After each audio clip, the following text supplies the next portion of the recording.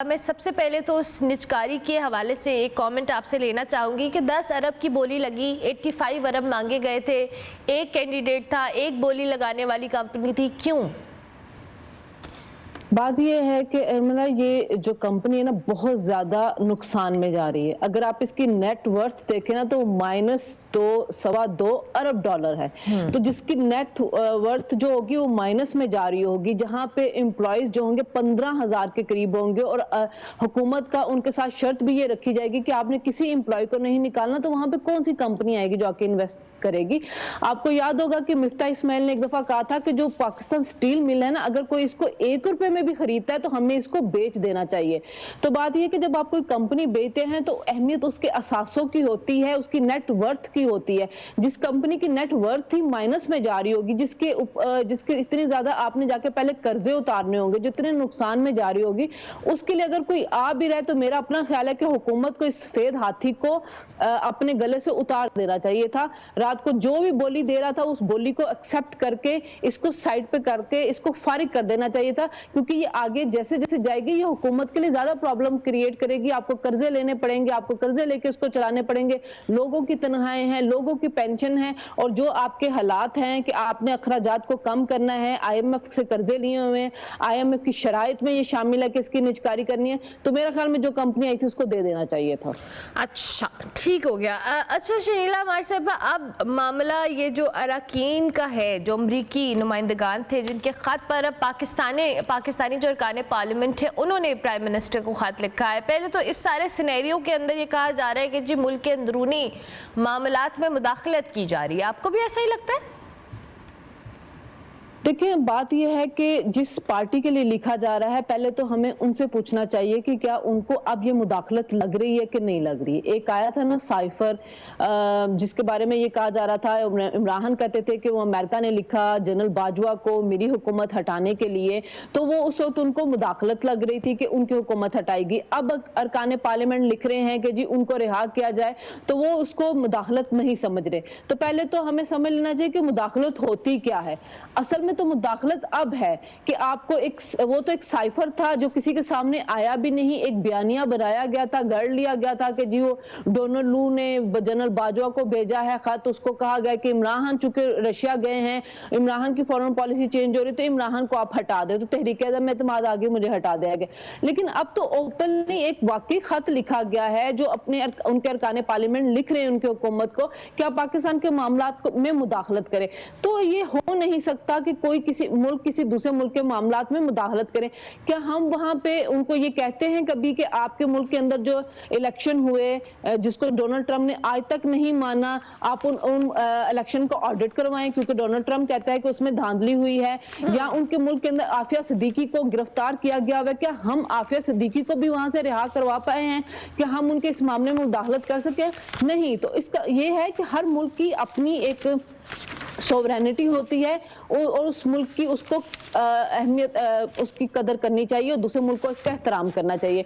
तो अमेरिका को पाकिस्तान के मामलात में मुदाखलत नहीं करनी चाहिए, लेकिन चूंकि वहां पे अब इलेक्शन का टाइम है, वहां के जो सेनेटर्स हैं उन्होंने वोट लेने हैं, एक बहुत बड़ी तादाद वहां पे पाकिस्तानियों की रहती है, तो उनकी सिंपैथीज के लिए भी बहुत से सेनेटर्स ये काम कर रहे हैं। क्योंकि अगर आप देखें तो पाकिस्तान के अंदर भी एक कैंपेन चल रही है और एक बयानिया बनाया जा रहा है कि अगर डोनाल्ड ट्रंप जीत जाता है, अगर वो आ जाएगा तो आते सबसे पहले यही कहेगा कि इमरान साहब को रिहा कर दिया जाए।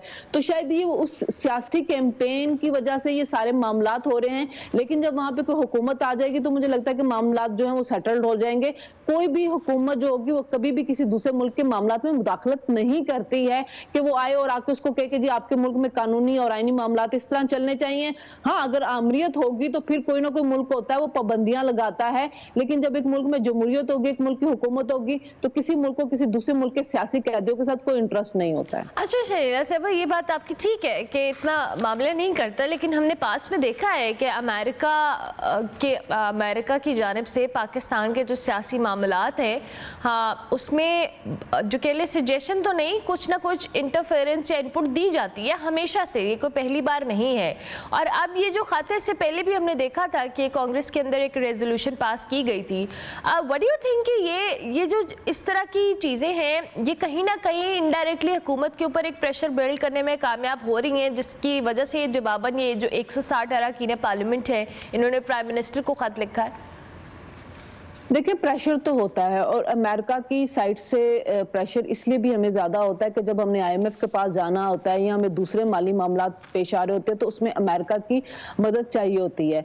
हम जरूर ये कह रहे होते हैं कि जी हम चाइना की तरफ जा रहे हैं, हम रशिया के ब्लॉक में जा रहे हैं, लेकिन फिर भी अमेरिका के हमें से इनकार नहीं किया जाता। और अमेरिका की पाकिस्तान के मामलात में मुदाखलत तो रहती है। अगर माजी में देखा जाए तो बिल क्लिंटन ने अपनी किताब में खुद लिखा था कि मैंने ही सऊदी अरब को कहा था कि आप जनरल मुशर्रफ के साथ बात करें और नवाज शरीफ के डील करवा के उनको मुल्क से बाहर भेजे, जब वो फिर एग्जाइल में भी चले गए तो सऊदी अरब के अंदर। तो ऐसे मामला तो चलते हैं, हुकूमत के अंदर प्रेशर बनता भी है, लेकिन वो प्रेशर हुकूमत किस हद तक मानती है वो उस हुकूमत के ऊपर डिपेंड करता है। उस वक्त जनरल मुशर्रफ जो थे वो चूंकि आमरीत थी उनकी और वो तहरीक भी बाकायदा चल रही थी और उस तहरीक का भी उनके ऊपर प्रेशर आ रहा था, तो इस वजह से उन्होंने ये बात जो थी वो मान ली थी। अब अगर इस हुकूमत के ऊपर चूंकि वहां पे इलेक्शन होने वाले हैं, इलेक्शन के बाद एक जो हुकूमत आएगी वो एक स्टेबल हुकूमत होगी, उसकी पॉलिसीज क्या होगी, अगर वो हुकूमत आती है वो आके एक स्ट्रॉन्ग बयानिया ले लेती है इमरान खान के ऊपर कि इनको रिहा किया जाए, तो फिर हुकूमत के ऊपर ज्यादा प्रेशर होगा और वो उसको अपनी हुकूमती अमली उस वक्त बनानी होगी।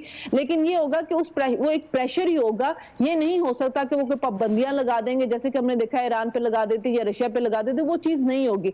लेकिन वो प्रेशर किस हद तक होगा ये हमें देखना होगा 5 नवंबर के इलेक्शन के बाद, जब जनवरी में एक हुकूमत आ जाएगी उस वक्त तक। अभी तक जो चीजें भी हैं वो क्यास आराइयां हैं। पार्लियामेंटेरियन ने अगर खत लिखा है या कांग्रेस में रेजोल्यूशन आई है, उनकी हुकूमत ने अभी तक उसको सीरियस नहीं लिया क्योंकि हुकूमती लेवल पे अभी तक कुछ भी नहीं हुआ। तो सही प्रेशर तब आएगा जब हुकूमती लेवल पे कुछ होगा, जब वहां के जो प्रेसिडेंट है वो डायरेक्टली पाकिस्तान के प्राइम मिनिस्टर को कुछ कहेंगे, फिर प्रेशर को देखना होगा कि हुकूमत किस हद तक सस्टेन करती है। ठीक हो गया। इन द एंड शनीला साहिबा, मेरा सवाल अली अमीन गंडापुर साहब के हवाले से, कल उन्होंने कहा कि जी अब जंग जो हतमी जंग है उसका वक्त आ गया है। जो हतमी जंग की वो बार बार बात करते हैं और उसके बाद फिर वो गायब हो जाते हैं, ये क्या हो रहा है? देखिए, लास्ट टाइम भी जिस वक्त डी चौक पे पहुंचने की बात हो रही थी, मैंने और आपने प्रोग्राम किया ही था उस दिन भी। गंडापुर साहब की धमकियां ज्यादा होती है और उसकी वजह देखें दो हैं। एक तो बुशरा बीबी जो हैं वो जब बाहर आई हैं तो एक बयानिया बना के वो डील करके आई हैं, और वो डील ये है कि उन्होंने आके अपने लोगों को रोकना है। ये जो तहरीक चलती है, हर वक्त जलसे जुलूस होते हैं, तो बुशरा बीबी को कहा गया कि जी आप हालात को नॉर्मल करें क्योंकि इस वक्त हमें मुल्क को माशी तौर पर इस्तेहकाम लेके आना है। फिर पिछले दिन ऐसी हुआ तो उस वक्त भी कहा गया कि इसको हमने नाकाम बनाना है। कभी 26वीं तरमीम आ रही होती है तो उसके ऊपर कह रहे हैं कि होते हैं कि हमने एहतजाज करना है, तो उनको लेके इसलिए बाहर आए। तो एक तो उस तासुर को जाहिर करने की कोशिश की जा रही है ये बयानिया बना के कि हम बाहर निकलेंगे, अब हम खत्मी फैसला करके निकलेंगे, ताकि जो लोगों के जहन में ये बात बन रही है कि हम डील हो गई है वो चीज ना हो कि नहीं। पीटीआई तो अभी तक उसी तरह ही है, उसकी पार्टी का बयानिया नहीं बदला है। दूसरा, अली अमीन गंडापुर के ऊपर ज्यादा प्रेशर है क्योंकि वो एक सूबे के वजीर आला हैं और इनकी हमेशा इनको सपोर्ट जो है वो केपीके से मिलती है, तो इस वजह से वो जो इनके वर्कर हैं, सपोर्टर हैं, वो अली अमीन गंडापुर की तरफ देखते हैं। दूसरा, वो उनसे नाराज भी हैं। जो डी चौक वाला एपिसोड हुआ कि वो आए और वो केपीके हाउस में गए और उसके बाद 2 दिन वो गायब रहे, और जो स्टोरी उन्होंने बनाई वो बड़ी मजाहिका हेज थी, उनको पर कोई भी यकीन करने वाला नहीं था। तो इस वजह से वो एक प्रेशर को जो उनके ऊपर पड़ता है उसको जाहिर करने के लिए, कुछ उनके सूबे के अंदर हालात भी खराब हैं, दहशतगर्दी की कार्रवाइयां हो रही हैं। पिछले दिनों इस्लामिया कॉलेज के स्टूडेंट्स के ऊपर बहुत तशद्दुद हुआ, फिर जो उनके टीचर्स हैं वो रोड पे निकले हुए, तनख्वाहों का मसला हो रहा है। तो वो सारी जो सिचुएशन उनके लिए बनी हुई है ना, उसका असर जाहिर करने के लिए वो ऐसे बयान देते रहते हैं। लेकिन जब वो कफन बांध के निकलेंगे तो फिर देखा जाएगा, क्योंकि ऐसे कफन हमने 2014 में भी देखा था कि कफन बांध के निकल आए हैं, कब्रें खोद दी गई हैं डी चौक पे, अब हम यहाँ से नहीं जाएंगे, और फिर सबने वो देखा था। फिर डी चौक का भी हमने देख लिया कि डी चौक पे आ गए, हम निकलेंगे नहीं, हम हटेंगे नहीं, हम हान को रिहा करके यहाँ से वापस जाएंगे, और फिर सबने देखा कि वहां पे क्या तमाशा हुआ। तो मेरे ख्याल में अली अमीन गंडापुर की जो धमकियां हैं जब वो मटेरियलाइज हो जाएगी तो फिर देखेंगे कि वो किस हद तक कफन बांध के निकल रहे हैं।